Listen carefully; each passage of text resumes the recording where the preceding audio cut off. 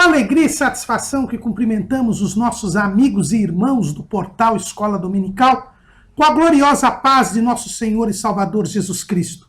Estamos dando início a mais uma pré-aula, esta ferramenta que o portal Escola Dominical disponibiliza no início da semana, para que os irmãos possam melhor preparar a sua aula da Escola Bíblica Dominical.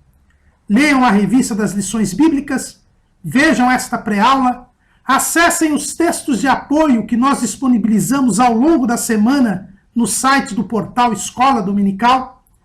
Acessem também as redes sociais do portal Escola Dominical, no Twitter, no Facebook, no LinkedIn, onde nós disponibilizamos links de outras videoaulas e de outros textos de apoio ao longo da semana. Se tiverem alguma dúvida, acessem a sala dos professores do portal Escola Dominical e ali postem a sua pergunta e a equipe do portal Escola Dominical prontamente estará respondendo a sua indagação.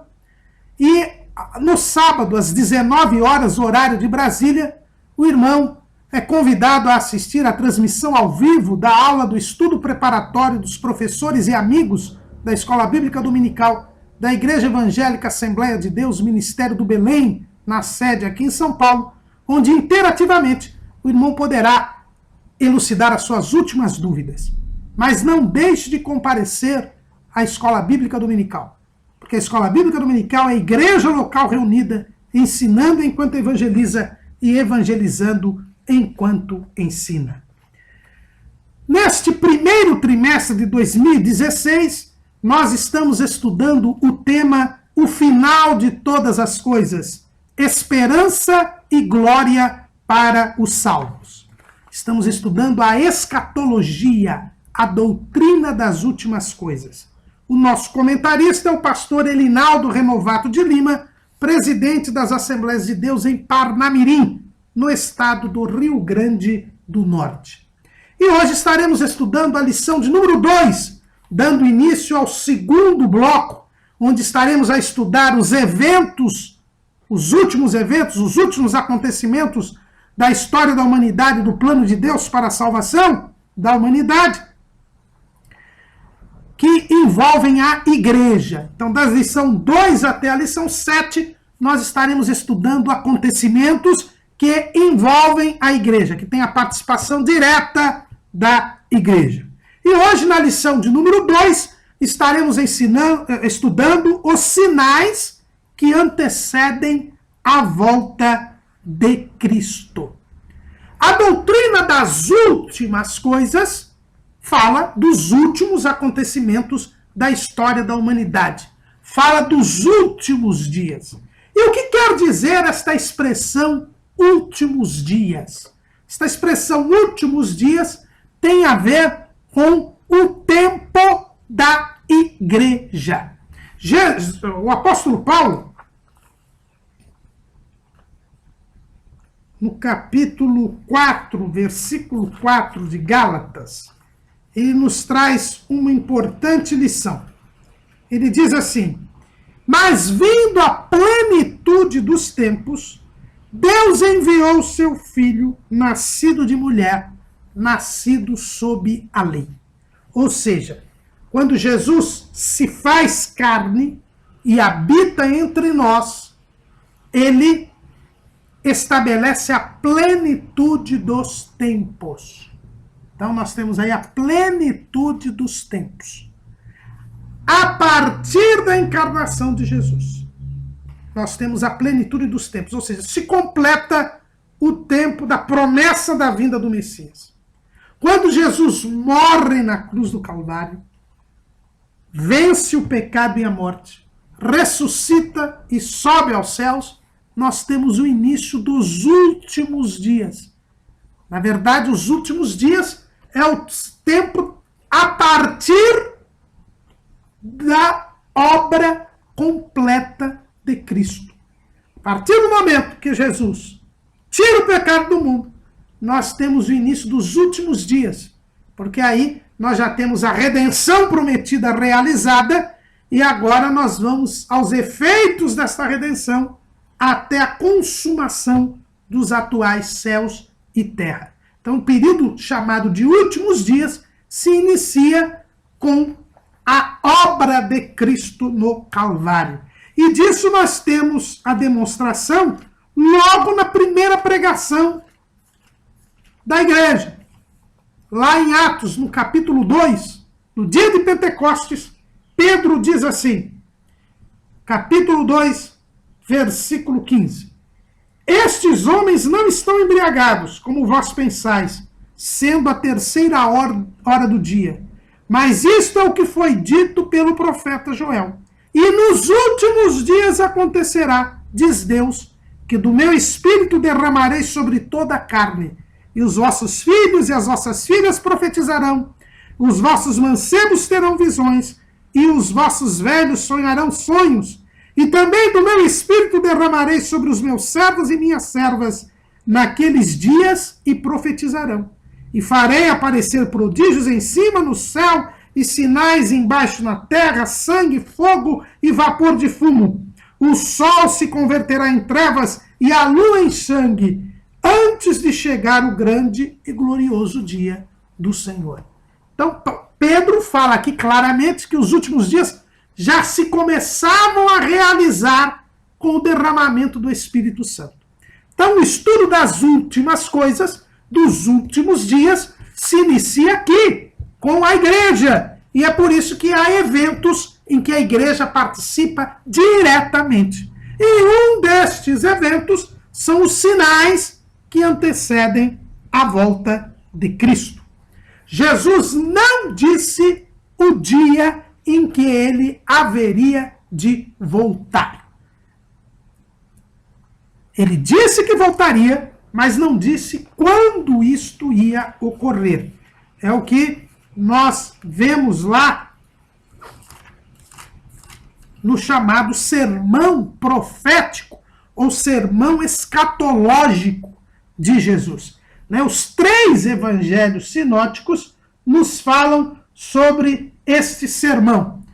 O sermão profético ou escatológico de Jesus, que é o maior sermão de Jesus registrado nos evangelhos, ele está nos 3 evangelhos sinóticos. Nos capítulos 24 e 25 de Mateus, no capítulo 13 de Marcos e no capítulo 21 de Lucas, os versículos 5 a 36. Então, o sermão profético os irmãos encontram em Mateus, os capítulos 24 e 25, em Marcos, no capítulo 13, e em Lucas, os capítulos 21, do 5 ao 36. Versículos 5 ao 36. E este sermão, Jesus nos mostra os sinais, os acontecimentos que precederiam ao arrebatamento da igreja, que precederiam a sua vinda em glória. São sinais que demonstram, são alerta, são dicas que Deus dá para o seu povo, para que ele perceba que ele está voltando. Agora, estes sinais, Jesus mostrou os sinais, mas não disse o dia que ele haveria de voltar. É o que nós lemos lá em Mateus capítulo 24, versículo 36. Porém, daquele dia e hora ninguém sabe, nem os anjos do céu, nem o Filho, mas unicamente meu Pai. E como foi nos dias de Noé, assim será também a vinda do Filho do Homem. Nós estudamos no trimestre passado que Deus anunciou a Noé que mandaria o dilúvio, mas não disse quando isto ia acontecer. Noé tinha 500 anos quando o Senhor anunciou que viria o dilúvio. E o dilúvio só veio quando Noé tinha 600 anos, ou seja, 100 anos depois. Noé construiu a arca, mas Deus não disse que dia o dilúvio iria acontecer. E o dilúvio aconteceu, e a Bíblia diz lá em Gênesis 7, que no mês segundo, aos 17 dias do mês, naquele mesmo dia do ano 600 da vida de Noé, se romperam todas as fontes do grande abismo e as janelas do céu se abriram. Deus anunciou que haveria o dilúvio, mas não disse quando seria.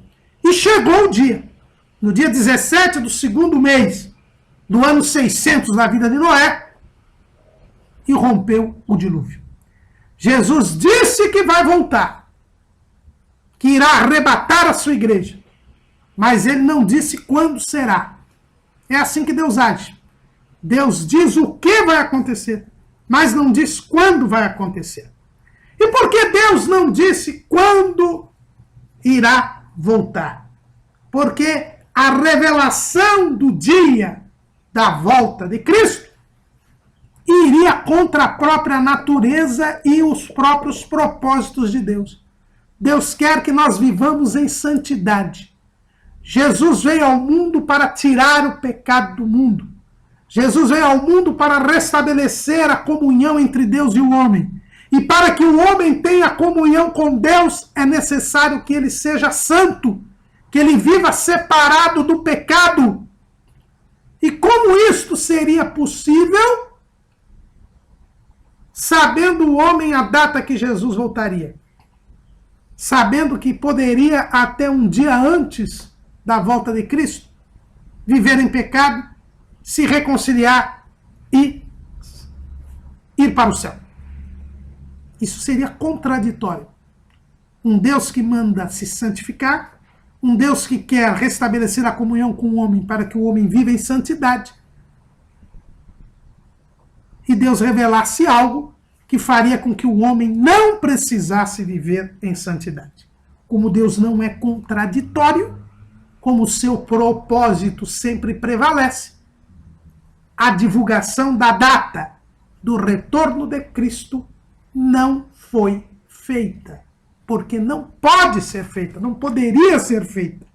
Por isso Jesus, enquanto homem, ele não sabia a data, ele não tinha autorização para revelá-la enquanto homem. Enquanto Deus, ele é onisciente e ele sabe a data.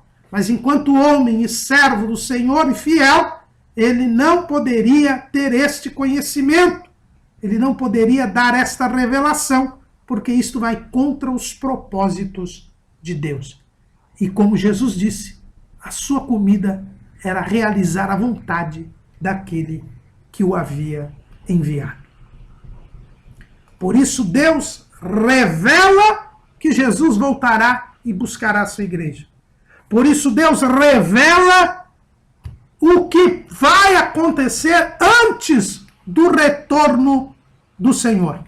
Mas a data, assim como Deus não anunciou a data a Noé, também Jesus não revelou a data que ele voltará. E qualquer pessoa que marcar a data do retorno de Cristo está mentindo. Não creia, repudie, porque se Cristo, onde habita a plenitude da divindade, não revelou a data, não é ninguém que irá fazê-lo. Os sinais, ou seja, os acontecimentos que antecedem a volta de Cristo, foram ditos por Jesus no seu sermão profético ou no seu sermão escatológico. É esse sermão que eu disse que está nos capítulos 24 e 25 de Mateus, 13 de Marcos, e a partir do versículo 5 até o 36 do capítulo 21 de Lucas. Estes sinais, eles devem ser entendidos dentro do contexto em que eles foram anunciados. E isto é muito importante, irmãos. Para nós entendermos o que são os sinais, nós precisamos entender o contexto em que eles foram revelados pelo Senhor Jesus. Quando nós abrimos ali em Mateus, no capítulo 24, nós vemos em que contexto Jesus fez estas predições. E quando Jesus ia saindo do templo, aproximaram-se dele os seus discípulos para lhe mostrarem a estrutura do templo. Jesus, porém, lhes disse: não vedes tudo isto? Em verdade vos digo que não ficará aqui pedra sobre pedra que não seja derribada. E estando assentado no Monte das Oliveiras, chegaram-se a ele os seus discípulos em particular, dizendo: Dize-nos quando serão estas coisas, e que sinal haverá da tua vinda e do fim do mundo? Então os irmãos percebam que Jesus estava saindo do templo e os discípulos, intrigados, provavelmente, com o fato de Jesus nunca ter feito qualquer comentário a respeito da beleza do templo, porque o templo havia sido reformado por Herodes e havia se tornado uma das maravilhas do mundo antigo novamente, como havia sido o templo construído por Salomão. Eles, intrigados com isso, animados com o próprio fato de Jesus ter sido reconhecido como Messias quando entrou montado num jumentinho em Jerusalém, eles provocaram o Senhor a respeito da beleza do templo. E quando eles quiseram mostrar a beleza do templo ou ver alguma afirmação de Jesus com respeito a isso, Jesus virou para eles e disse: olha, em verdade vos digo, que não ficará aqui pedra sobre pedra que não seja derribada. E saiu. E os discípulos ficaram perplexos. Como o templo será destruído? Se o templo é o símbolo da presença de Deus, se Jesus é o Messias e já foi aclamado como rei, como filho de Davi pela multidão, eles aguardavam a qualquer momento o início do reino messiânico. Era esta mentalidade que eles tinham, né? Lucas, ele diz que era isso que os discípulos pensavam. Lá em Lucas 19 diz assim: e ouvindo eles estas coisas, ele prosseguiu e contou uma parábola, porquanto estava perto de Jerusalém, e cuidavam que logo se havia de manifestar o reino de Deus. Quando Jesus foi para Jerusalém, eles já achavam que Jesus iria instaurar o reino. E com aquela manifestação da multidão, dizendo hosanas, bendito que vem em nome do Senhor, eles tinham a plena convicção de que o reino messiânico estava para começar. E como que Jesus fala que o templo será destruído? E então, quando Jesus chega ao Monte das Oliveiras, para onde ele foi depois de ter saído do templo, os discípulos, então, em particular, foram perguntar a Jesus para que Jesus explicasse essa sua frase. Na verdade vos digo que não ficará pedra sobre pedra que não seja derribada. E eles então fazem 3 perguntas. E o sermão profético de Jesus, ou o sermão escatológico de Jesus, tem por finalidade responder a estas 3 perguntas. É este o contexto que nós devemos ter. As 3 perguntas são: primeiro, quando serão essas coisas? Ou seja, quando o templo será destruído? Quando é que não ficará pedra sobre pedra que não seja derribada? Essa foi a primeira pergunta dos discípulos. A segunda pergunta dos discípulos é: que sinal haverá da tua vinda? Porque eles logo observaram que se o templo seria destruído, Jesus haveria de voltar, haveria de vir novamente. E terceira e última pergunta: quando será o fim do mundo? Então o sermão profético de Jesus responde a 3 perguntas. Primeiro, quando o templo seria destruído? Segundo, que sinal haveria da vinda dele? E terceiro, quando se daria o fim do mundo? Então são 3 coisas distintas. E nós não entenderemos o sermão escatológico de Jesus corretamente se nós não virmos que Jesus está falando de 3 assuntos. Está dando resposta a 3 perguntas. Primeira pergunta: quando se daria a destruição do templo de Jerusalém? Segunda pergunta: quando se daria os sinais, quais seriam os sinais da sua vinda? E a terceira pergunta: quando se daria o fim do mundo? Estes sinais da vinda que é o que nos interessam aqui. do sermão escatológico de Jesus, a nossa lição hoje fala sobre esses sinais.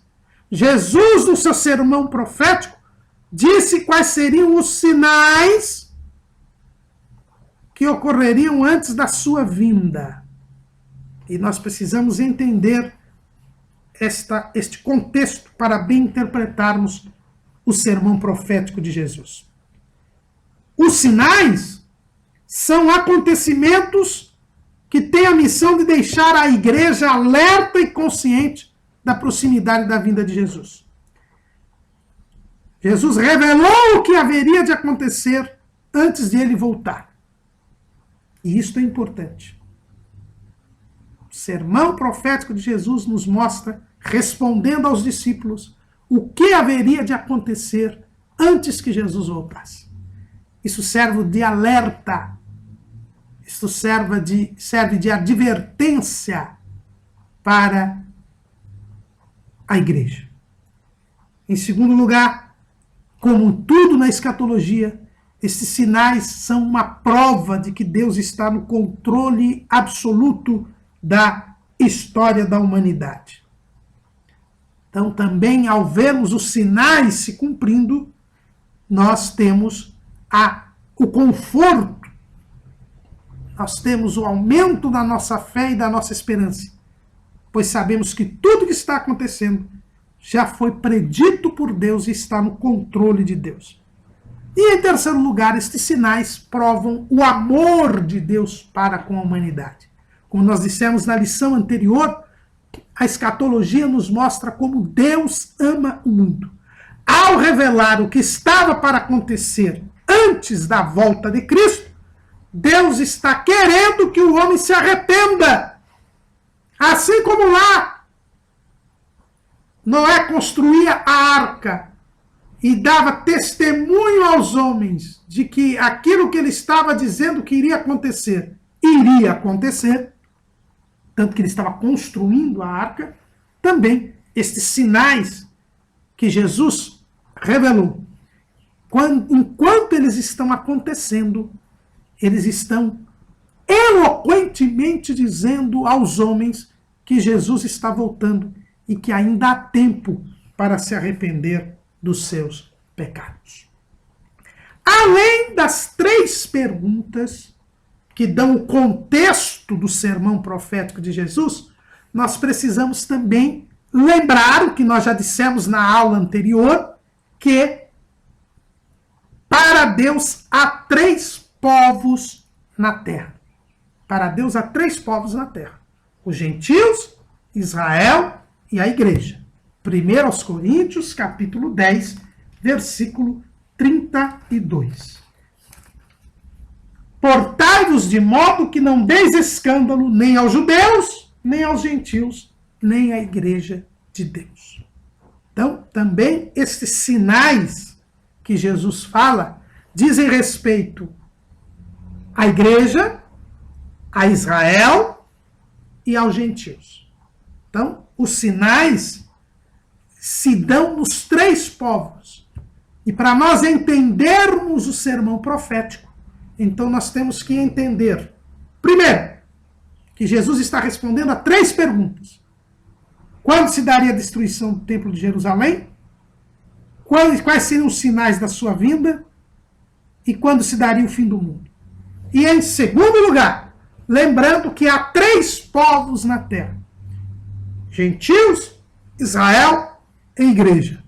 E estes sinais que Jesus prediz dizem respeito a cada um destes povos. Quando nós bem contextualizamos o sermão profético, nós temos uma correta interpretação. E estes sinais servem para aumentar a nossa fé. Foi o que aconteceu com o profeta Elias. A Bíblia nos diz que Elias foi orar para que chovesse, depois do desafio com os profetas de Baal e de Azera. E quando Elias foi orar para que chovesse, olha o que aconteceu.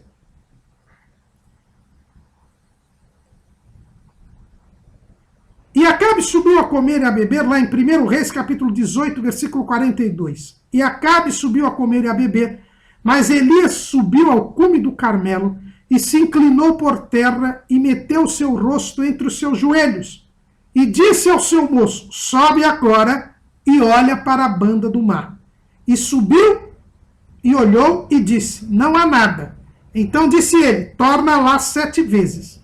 E sucedeu que a 7ª vez disse, eis aqui uma pequena nuvem, como a mão de um homem subindo do mar. Então disse ele, sobe e dize a Acabe, aparelha o teu carro e desce, para que a chuva te não apanhe.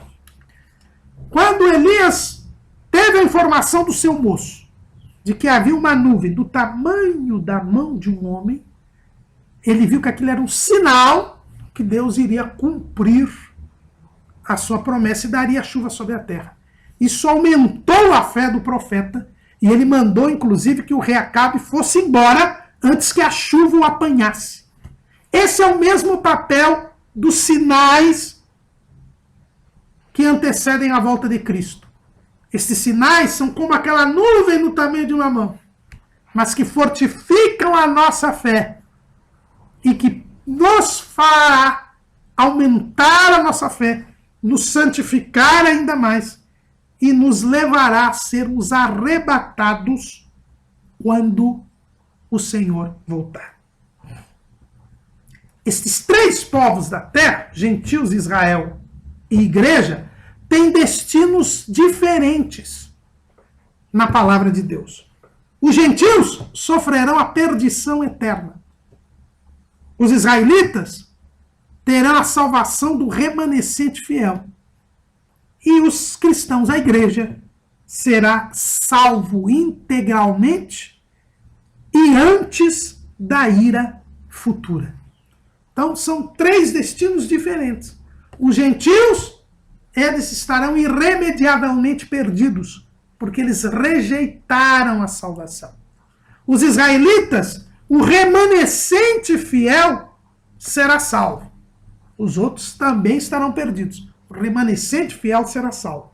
E a igreja, ela será totalmente salva e antes da ira futura. Então é isso que nós temos que entender com este ponto. Bom, visto então o contexto do sermão profético, vamos então ver os sinais. E nós vamos estudar os sinais consoante cada povo. Como eu disse, há 3 povos sobre a terra, cada povo tem seu destino diferente. E os sinais têm a ver com cada povo.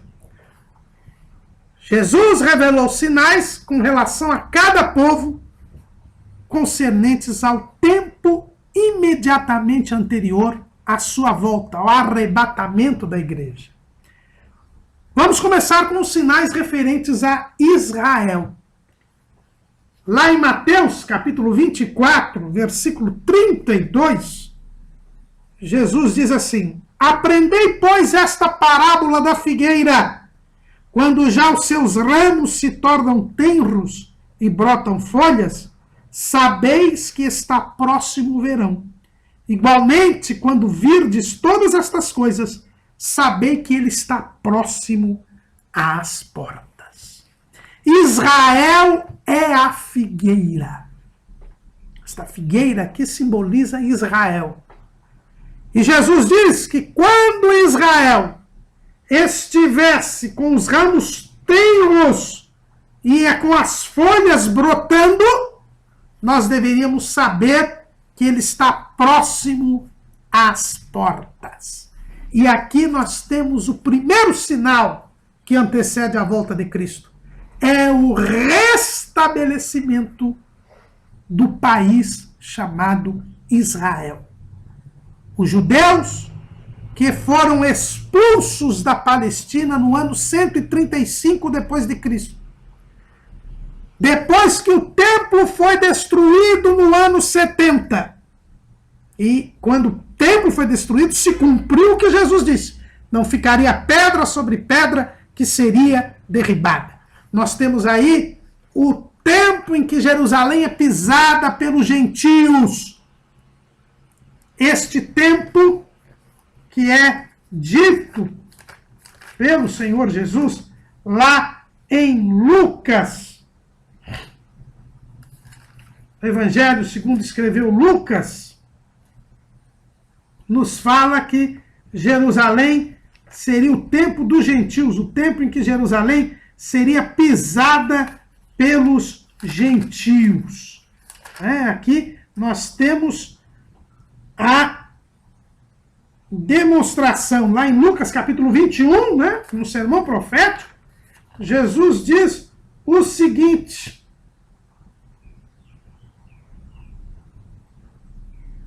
lá em Lucas capítulo 21, versículo, deixa eu ver aqui a anotação,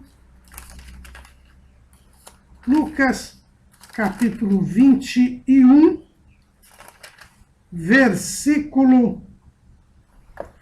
24. E cairão ao fio da espada, e para todas as nações serão levados cativos, e Jerusalém será pisada pelos gentios, até os tempos dos gentios se completem.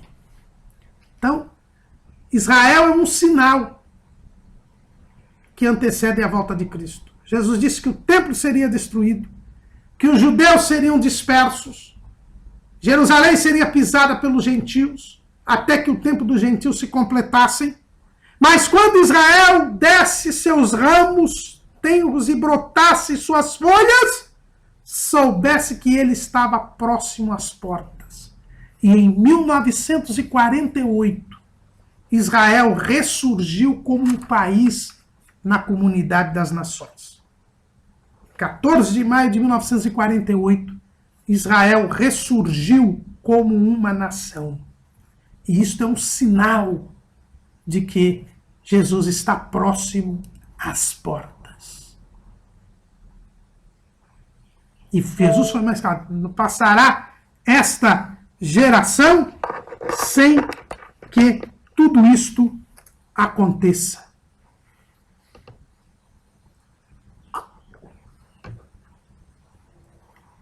Passará esta geração sem que tudo isto aconteça. Então nós estamos na geração do arrebatamento, irmãos.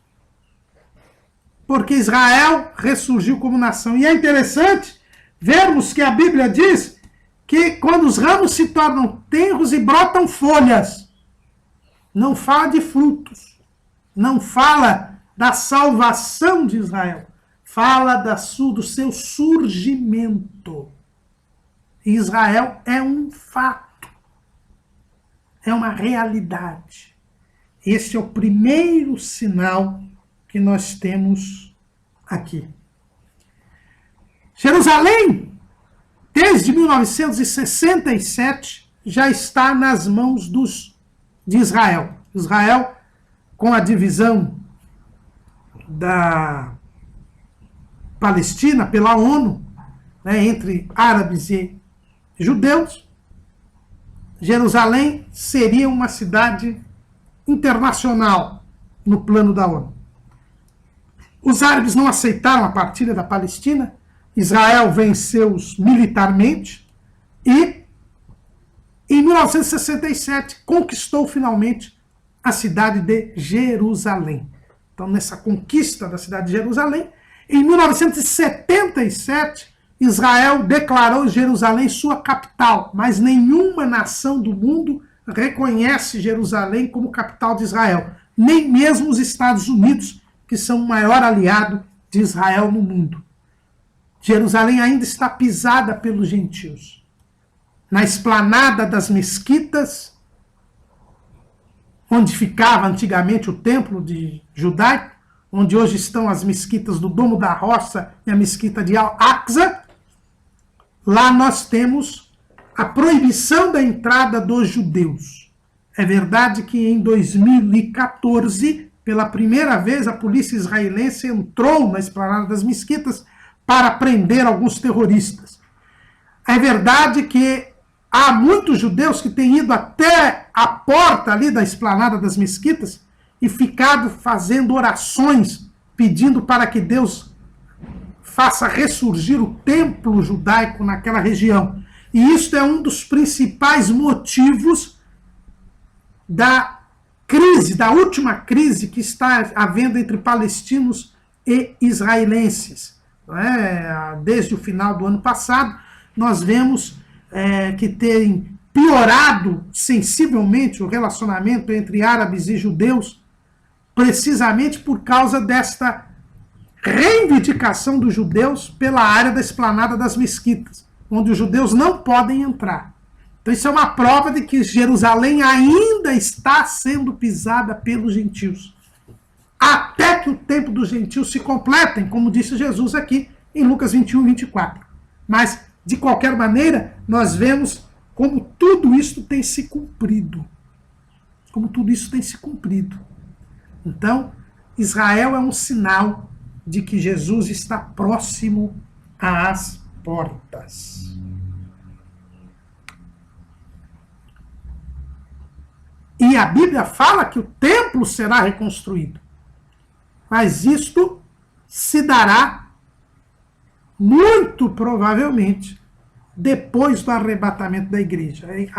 O texto sagrado ele não é bem claro se o templo começa a ser reconstruído antes ou depois do arrebatamento da igreja. Nós, particularmente, entendemos que é depois, porque a grande tribulação começa com o acordo entre Israel e o anticristo.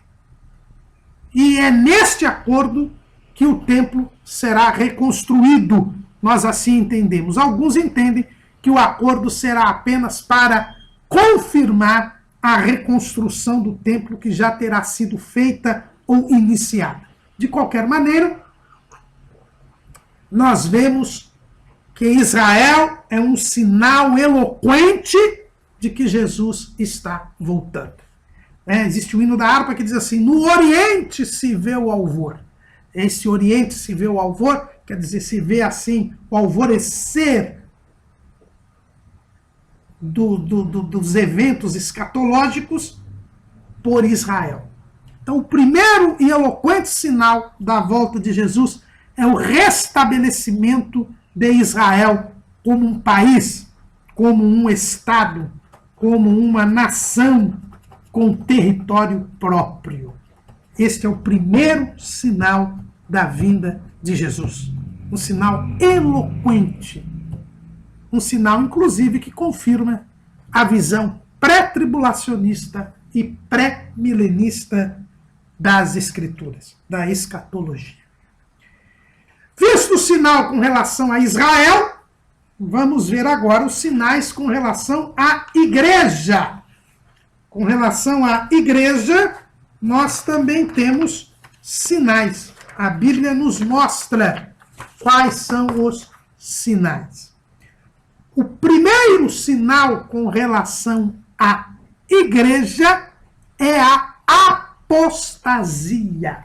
O Senhor Jesus disse lá em Mateus, capítulo 24, versículo 12: e por se multiplicar a iniquidade, o amor de muitos esfriará, mas aquele que perseverar até o fim será salvo. O desvio de muitos salvos, o desvio de muitos crentes é um sinal da proximidade da vinda de Jesus. O apóstolo Paulo também fala disso. Em 2 Timóteo, capítulo 4, versículo 3, porque virá tempo em que não sofrerão a sã doutrina, mas tendo comichão nos ouvidos, amontoarão para si doutores conforme as suas próprias concupiscências, e desviarão os ouvidos da verdade, voltando às fábulas. O apóstolo Pedro também fala disso, lá na sua segunda carta, no capítulo 2. Diz: e também houve entre o povo falsos profetas, como entre vós haverá também falsos doutores, que introduzirão encobertamente heresias de perdição, e negarão o Senhor que os resgatou, trazendo sobre si mesmos repentina destruição. Haverá falsos profetas, falsos mestres, que enganarão muitos, que perderão a sua fé, se desviarão dos caminhos do Senhor. Aliás, este é o ponto que mais Jesus enfatiza no sermão profético. É o único assunto que Jesus trata 3 vezes no seu sermão escatológico. Aliás, ele começa o seu sermão escatológico desta maneira. Mateus 24:4. E Jesus respondendo disse-lhes: acautelai-vos que ninguém vos engane, porque muitos virão em meu nome, dizendo eu sou Cristo, e enganarão a muitos. Ele repete no versículo 11, e surgirão muitos falsos profetas e enganarão a muitos. E no versículo 24, porque surgirão falsos cristos e falsos profetas, e farão tão grandes sinais e prodígios que, se possível fora, enganariam até os escolhidos. A apostasia, o aumento do desvio espiritual, o aumento de falsos mestres e falsos profetas, este é um sinal da volta de Cristo. E o que nós temos visto, irmãos? Nós temos visto o aumento incrível de heresias, de seitas, de falsos ensinos. Alguém pode dizer, mas durante toda a história da igreja nós tivemos heresias, tivemos seitas, tivemos falsos ensinos, é verdade. Mas nos últimos tempos, as heresias, as seitas têm se multiplicado enormemente. Se nós formos ver o estudo das principais seitas e heresias, nós vamos ver que boa parte delas surgiram a partir do século XIX. Veja aí o sabatismo, o mormonismo, as testemunhas de Jeová. Nós vemos também a revitalização de religiões antigas que estavam em declínio, como o budismo, o hinduísmo. Nós vemos o surgimento de doutrinas como a fé Bahá'í, o crescimento assustador do islamismo. Tudo isto demonstrando que falsos mestres, falsos ensinos, falsos profetas, falsos cristos estão aí crescendo, estão aí enganando a muitos. E como não se bastasse, vemos hoje claramente nas igrejas a frieza espiritual. O que Jesus disse, o amor de muitos esfriará por causa da multiplicação da iniquidade. E no original esse muitos quer dizer quase todos. Vemos hoje a frieza espiritual da igreja. Templos sendo fechados aos montes na Europa. A Europa, que era o berço do movimento missionário, hoje é um continente que se diz pós-cristão, que apostatou da fé. O próprio ex-chefe da Igreja Romana, o Papa João Paulo II, dizia que era a apostasia, a grande apostasia silenciosa da Europa. Se nós formos aos Estados Unidos da América, um país formado em cima dos princípios do Evangelho, nós vemos hoje a apostasia generalizada daquela nação. Hoje os Estados Unidos são uma nação apóstata e uma nação onde cresce grandemente o islamismo, sem falar que dessas 3 grandes heresias e seitas que nós falamos aqui, o sabatismo, o mormonismo, as testemunhas de Jeová, todas se originaram nos Estados Unidos. Então nós vemos como a apostasia é evidente, inclusive aqui no Brasil. E os que se dizem crentes também seguindo falsos ensinos, como a teologia da prosperidade, como a teologia da confissão positiva, como a teologia da libertação, e mesmo algumas vertentes da chamada teologia da missão integral. Nós vemos quantos ensinos falsos estão dominando hoje os que cristãos se dizem ser. É a apostasia, é o amor de quase todos se esfriando, é as pessoas se desviando da verdade. É um sinal eloquente de que Jesus está às portas. Mas além da apostasia, Jesus trouxe uma outra característica para esses dias, e um outro sinal que diz respeito à igreja. O primeiro sinal é a apostasia. O segundo sinal é a perseguição crescente. Nós vemos aqui no capítulo 24 de Mateus, no versículo 9. Então vos hão de entregar para serdes atormentados, e matar-vos-ão, e sereis odiados de todas as gentes por causa do meu nome. Nesse tempo muitos serão escandalizados, e trair-se-ão uns aos outros, e uns aos outros se aborrecerão. Lá no sermão profético em Lucas, no capítulo 21, diz assim: mas antes de todas estas coisas lançarão mão de vós e vos perseguirão, entregando-vos às sinagogas e às prisões e conduzindo-vos à presença de reis e presidentes por amor do meu nome. E vos acontecerá isto para testemunho. Proponde, pois, em vossos corações não premeditar como a vez de responder, porque eu vos darei boca e sabedoria, a que não poderão resistir nem contradizer todos quantos se vos opuserem. E até pelos pais e irmãos e parentes e amigos sereis entregues, e matarão alguns de vós, e de todos sereis odiados por causa do meu nome.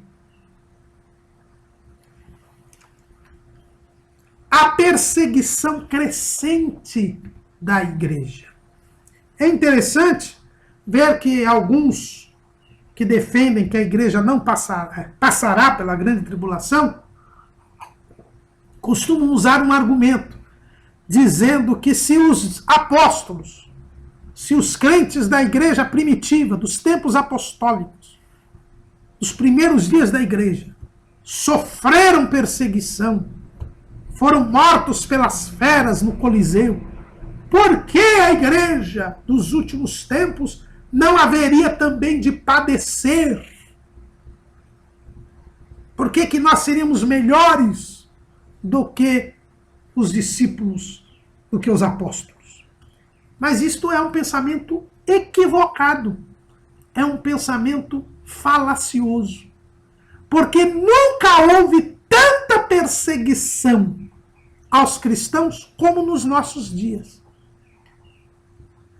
Eu coloquei aí no nosso esboço estatísticas recentes, de 2014, dizendo que 1 em cada 10 cristãos hoje é perseguido. 1 em cada 10 cristãos na face da terra sofre violência por causa da sua fé. Os cristãos são o povo mais perseguido da terra. Quando nós vemos aí os vídeos do Estado Islâmico,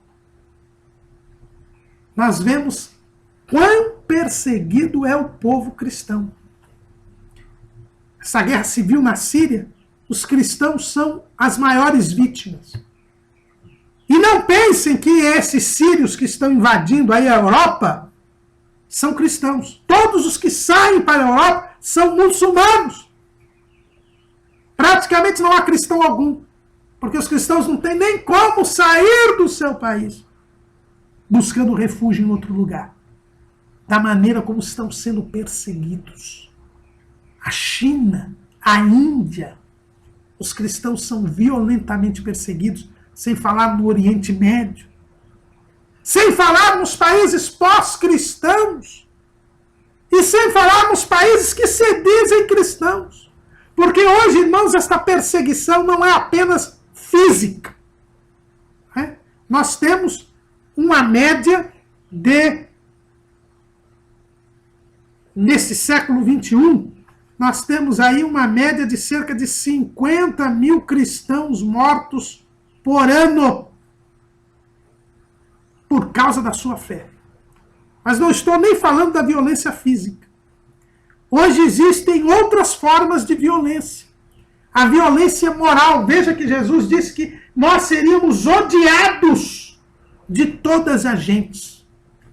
E nós vemos aí pela mídia como a mídia ataca, como a mídia debocha, zomba e persegue toda pessoa que defende a palavra de Deus, que defende os valores da palavra de Deus.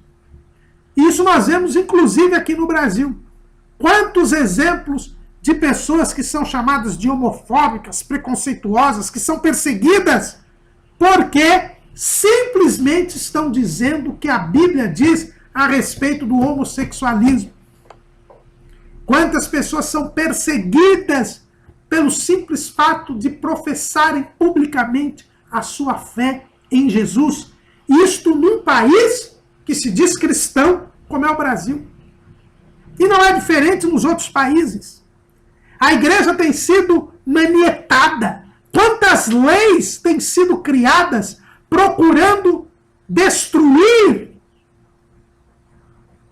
a obra de Deus, procurando complicar a obra de Deus, procurando criminalizar a pregação do Evangelho.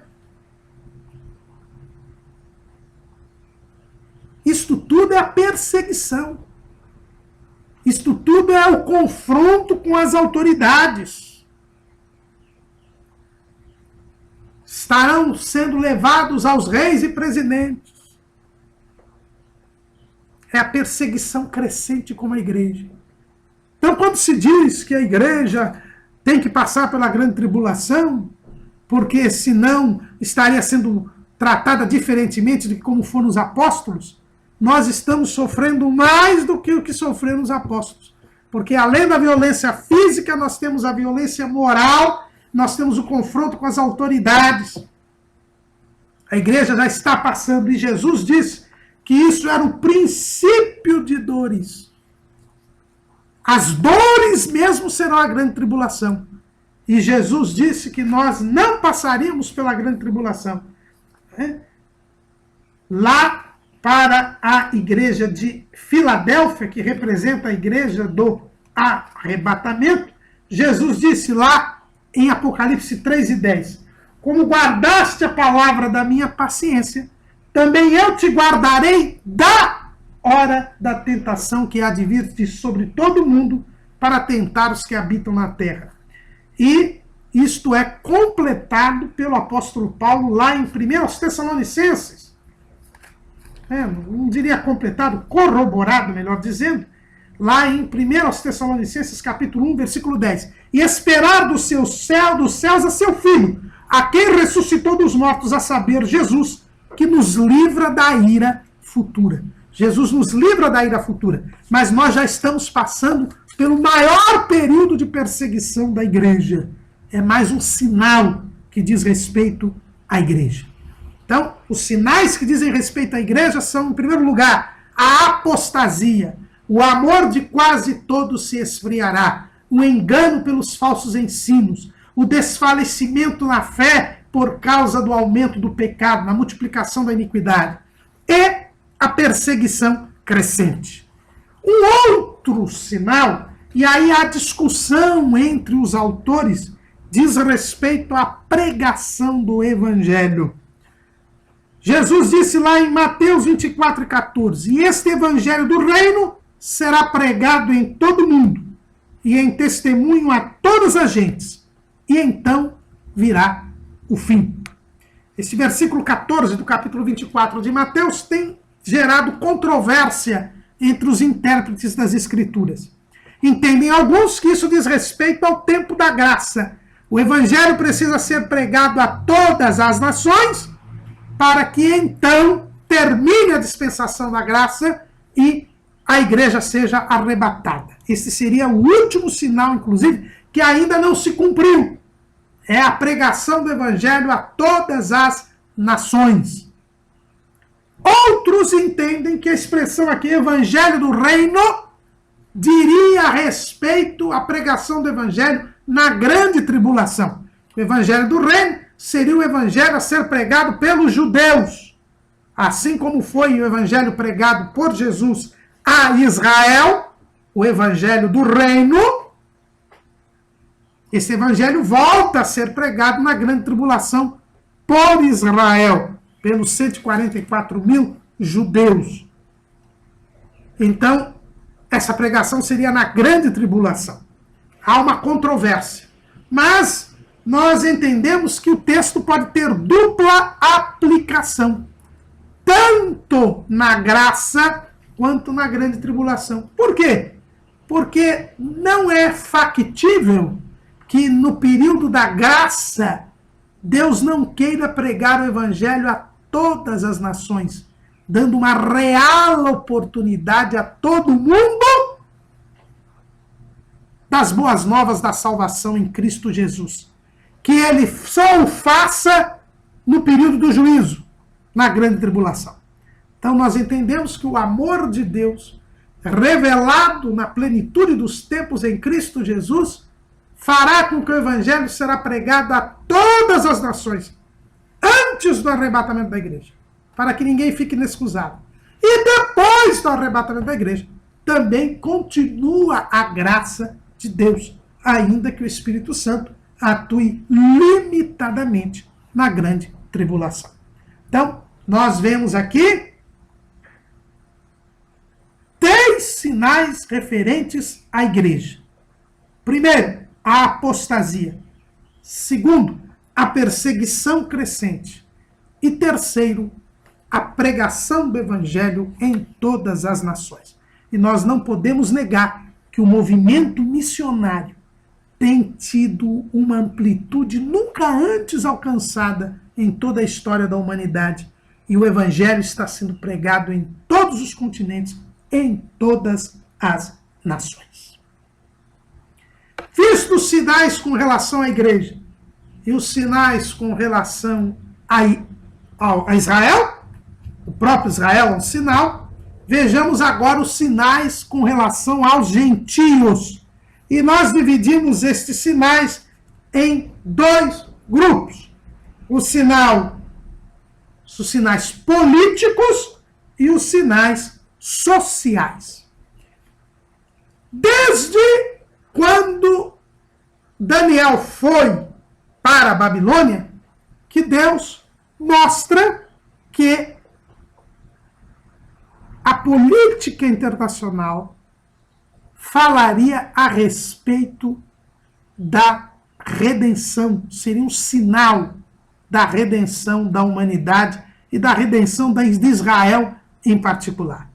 Desde a interpretação do sonho que teve o rei Nabucodonosor, que nós temos na palavra de Deus a sequência dos episódios políticos internacionais a nos indicar a realização do plano de Deus.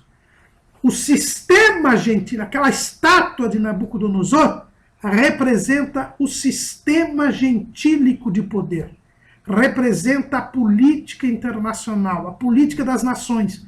E como aqui, a partir dali, tudo foi revelado para mostrar como se daria o desenvolvimento político das nações até a vinda de Cristo, até a redenção de Israel. No sonho da estátua de Nabucodonosor, nós temos a revelação de que haveria 4 impérios no mundo.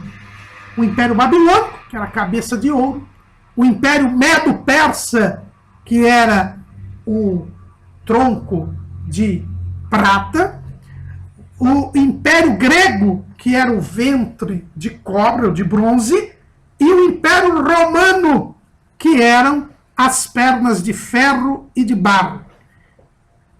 O Império Romano que estaria em duas fases.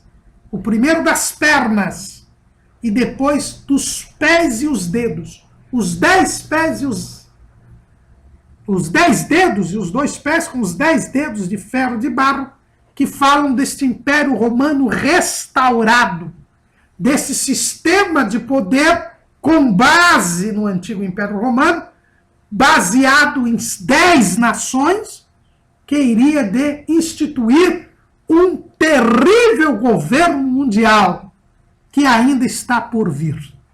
Então aqui nós temos a revelação, e este império, último império, governo mundial, feito com base em 10 nações, que é este Império Romano restaurado, seria destruído pelo Messias, que é aquela grande pedra cortada sem mão que esmiuçaria a estátua.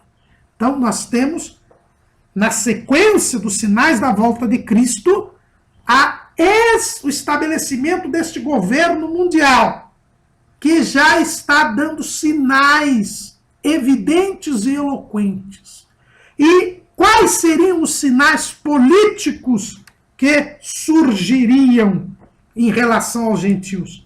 Jesus disse em primeiro lugar, capítulo 24, versículo 6, e ouvireis de guerras e de rumores de guerras. Olhai, não vos assusteis, porque é mistério que isso tudo aconteça, mas ainda não é o fim.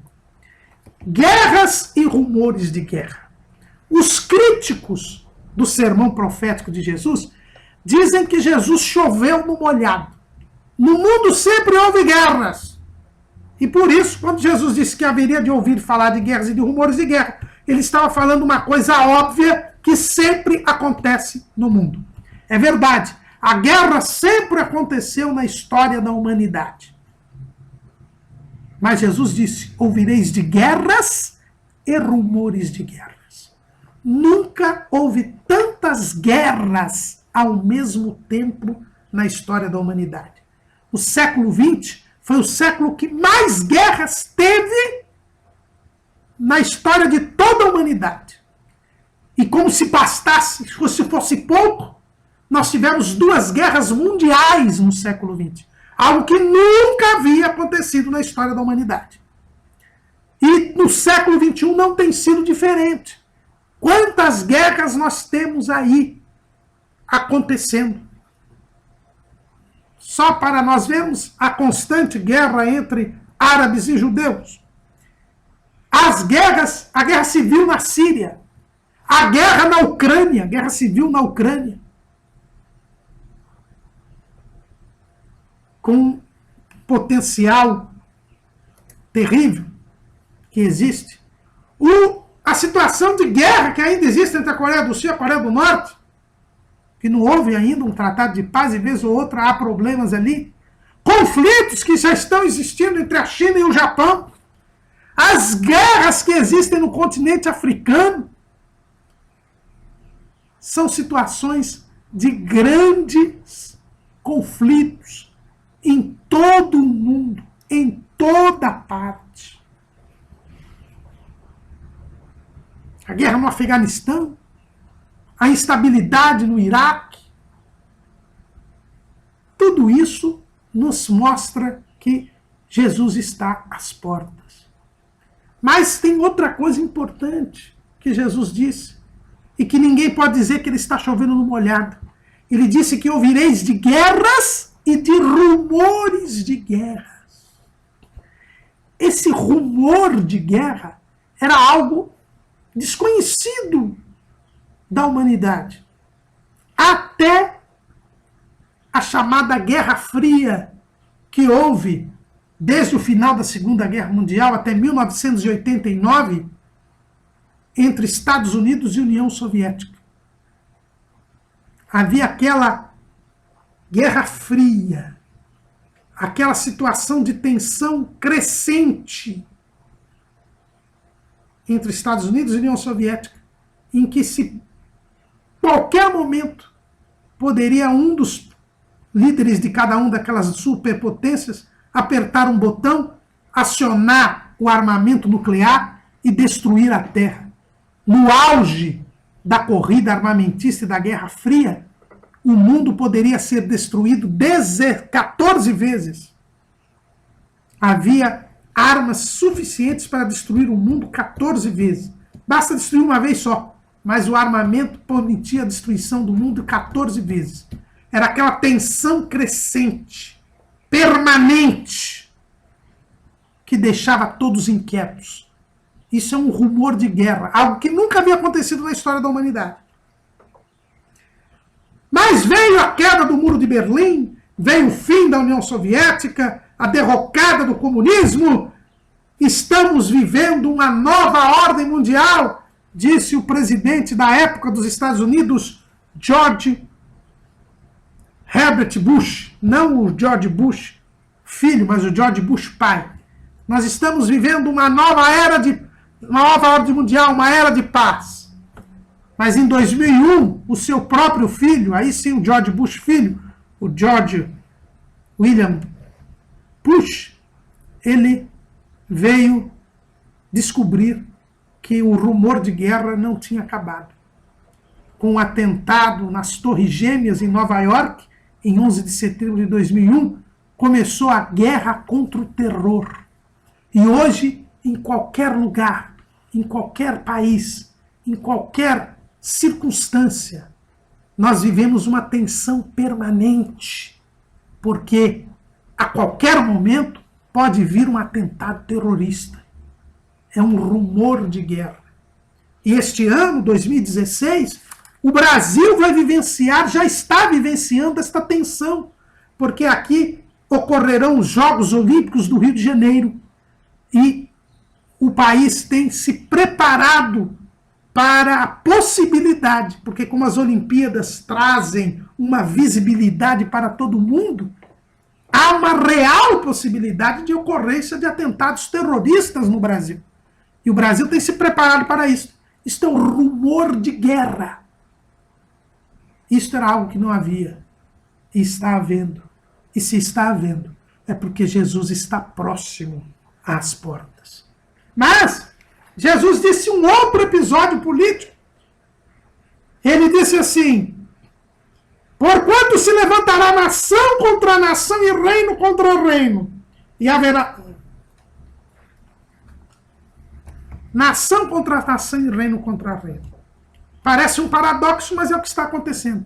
Nós estamos caminhando para um governo mundial, mas as nações têm se levantado contra si. Apesar de nós estarmos caminhando para um governo mundial, as nacionalidades estão se aflorando. E hoje nós temos conflitos relacionados a nacionalidades. Veja, por exemplo, na Espanha, né, onde a Catalunha, aquela região ali de Barcelona, quer se separar da Espanha. O País Basco quer se separar da Espanha. São nacionalidades que vivem sob um mesmo governo, mas que afloram. Até mesmo aqui no Brasil nós temos conflitos de nações indígenas, querendo uma certa autonomia, com reivindicações, fechando estradas, conflitos que procuram aflorar, que afloram as nacionalidades. É o que Jesus disse: se levantará nação contra nação e reino contra reino.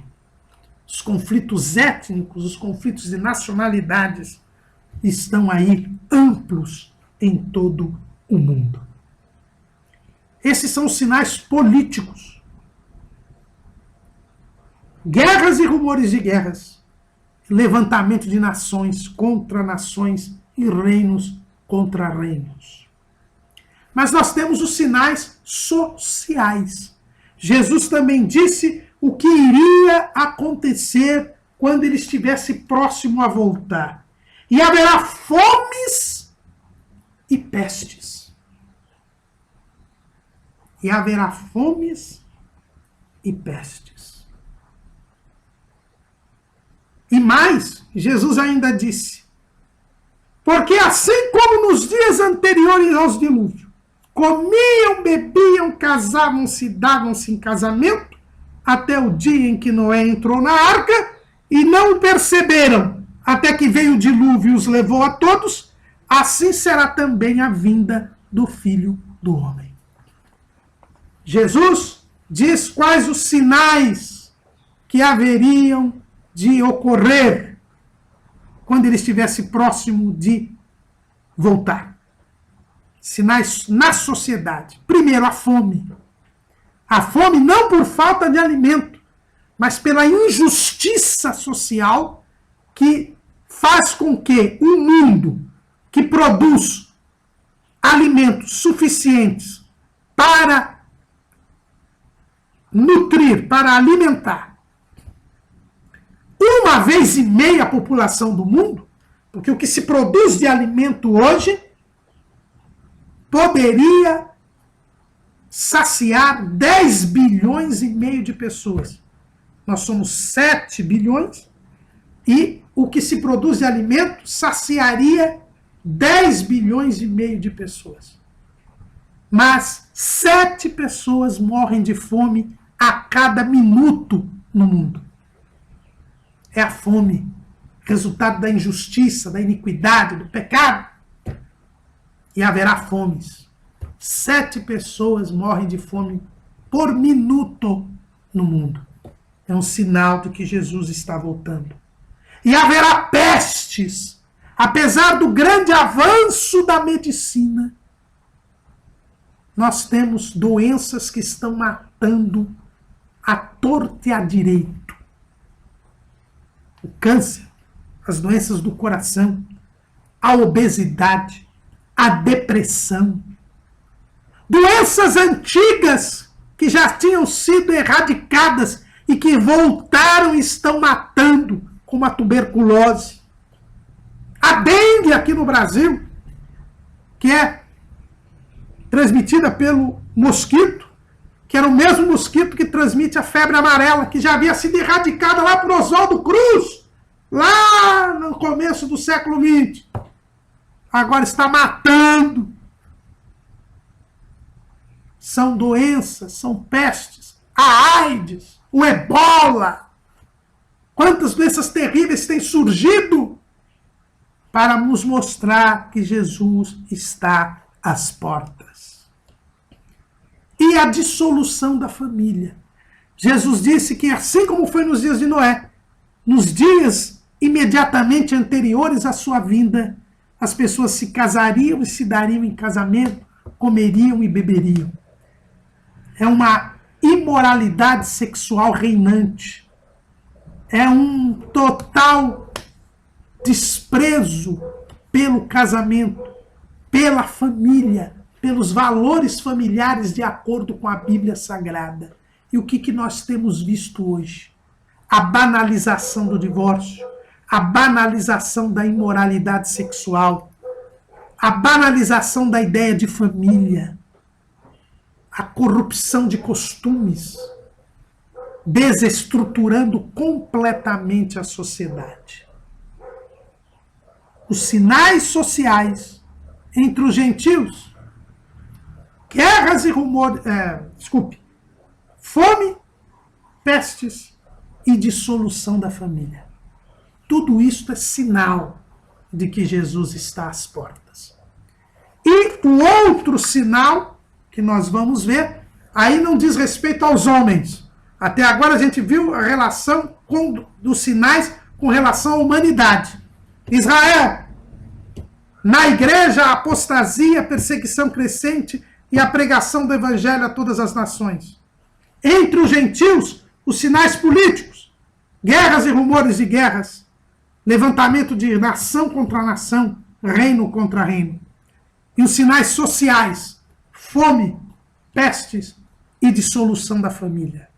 E agora nós vamos ver o sinal da natureza. Jesus deu um sinal para a natureza. Ele disse: e haverá fomes e pestes e terremotos em vários lugares. E aqui nós temos um sinal da natureza. Os terremotos em vários lugares. Alguém diz: Jesus choveu no molhado, porque sempre houve terremotos. E é verdade. A Bíblia mesmo, um dos profetas diz que houve um terremoto no tempo do rei Uzias. Houve um terremoto. no tempo do rei Uzias. Mas isso não quer dizer nada, porque Jesus disse: haverá terremotos em vários lugares. E se nós formos estudar, ler os escritos dos sismólogos, que são os cientistas que cuidam justamente dos terremotos, nós vamos ver que eles mesmos indicam que o movimento sísmico tem crescido assustadoramente. Nós temos visto terremotos cada vez mais frequentes em vários lugares e cada vez mais fortes. No próprio Brasil, na minha infância, se dizia que o Brasil era um país abençoado porque ele não tinha terremoto, não tinha vulcão, não tinha furacão. Mas nós temos observado como tem aumentado os tremores de terra em nosso país. Vez ou outra aqui em São Paulo, nos prédios da Avenida Paulista, treme. São tremores de terra. Eu vi recentemente, no final do ano passado, uma reportagem dizendo do aumento dos tremores de terra no Brasil. E que dirá dos terremotos? O ano passado nós tivemos um terremoto devastador no Nepal. Há alguns anos atrás, um terremoto que arrasou o Haiti.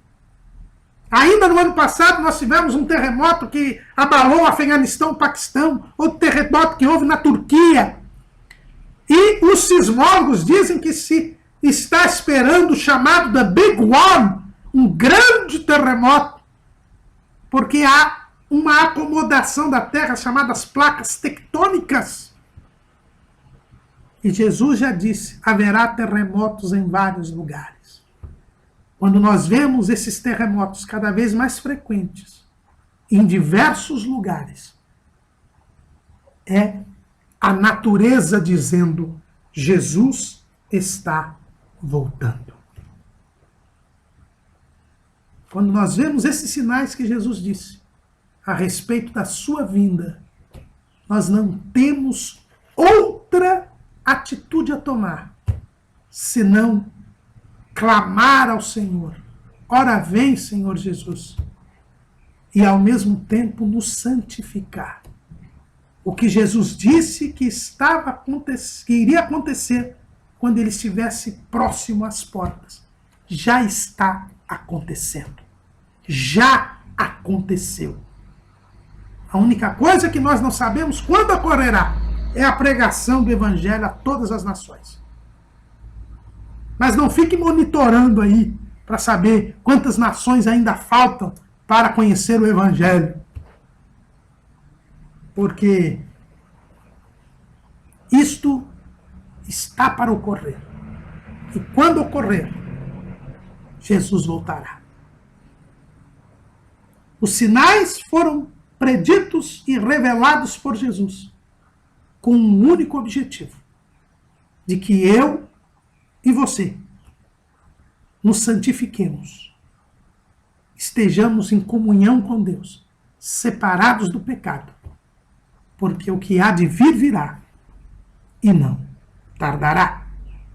Amém.